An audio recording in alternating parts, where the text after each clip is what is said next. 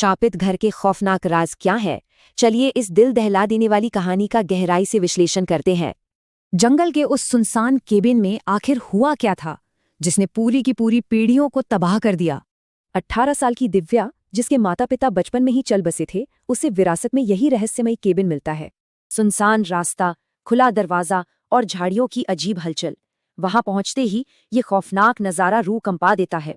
अंदर कदम रखते ही एक खौफनाक और जानी पहचानी आवाज गूंजती है, दिव्या बेबी, खाना खा लो। सोचिए कितना डरावना होगा।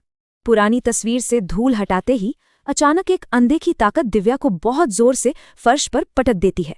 कान के पास फुसफुसाहट और आग सा जलता फर्श। ये भयानक एहसास रिया की रूह कंपाने के लिए काफी था। डरी हुई रिया तुरंत भागना चाहती है, लेकिन परिवार का सच जानने की जिद दिव्या को वहीं रोक लेती है। और यहीं कहानी पलटती है। सफाई करते वक्त उन्हें दिव्या के पिता साहिल का एक पुराना ऑफिस बैग मिलता है। इस बैग से गहरा राज खुलता है।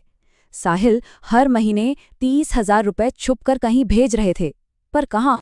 बैग में छिपी एक चिट्ठी सब साफ कर देती है। चित्रा भी उतनी ही तुम्हारी बेटी है जितने की दिव्या। मतलब साफ था, दिव्या के पिता अपनी पत्नी पायल और प्रेमिका सुमन के साथ दोहरी जिंदगी जी रहे थे। यहीं आता है सबसे बड़ा ट्विस्ट। वो हमलावर आत्मा दिव्या की मां नहीं, बल्कि धोखे का शिकार हुई सुमन है। सुमन की भटकती आत्मा राज खोलती है कि दिव्या की मां ही दोनों परिवारों की तबाही की असली वजह थी। इस टाइमलाइन से पता चलता है कि कैसे वो गुप्त अफेयर उस खौफनाक आखिरी रात के खूनी अंजाम तक पहुंचा।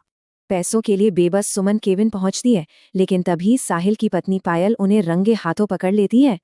पायल को बहुत गुस्सा आता है। साहिल की ये चेतावनी आगे होने वाले खूनी अंजाम का एक साफ इशारा थी।